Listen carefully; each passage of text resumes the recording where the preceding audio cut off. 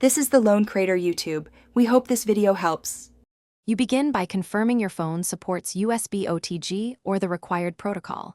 This matters because without it the drive won't mount. Next, inspect the SSD and its enclosure or adapter. NVMe versus SATA matters for speed and pin mapping. Once done, power up your phone to above half battery and enable file transfer or OTG in settings. This prevents mid-transfer shutdowns. Make sure cables are rated for data, not just charging, because cheap cables can block communication. You now physically connect the SSD to your phone using the enclosure and a USB-C OTG adapter. Insert firmly to ensure proper contacts. Once connected, wait for the system prompt to detect new storage. Choose the mounting option that preserves data.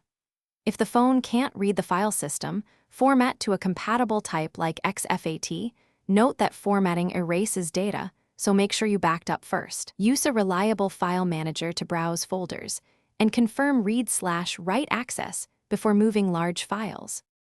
You finish by transferring a few small test files and verifying they open correctly. This confirms stable read/write. For bulk transfers, move folders in chunks and monitor SSD temperature. Throttling can slow performance. If the drive isn't recognized, try a different cable or adapter, reboot the phone, or enable OTG in developer options. These steps often resolve detection problems. Finally, always unmount or eject the SSD from storage settings before unplugging.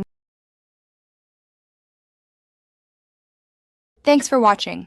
Consider subscribing if we helped you.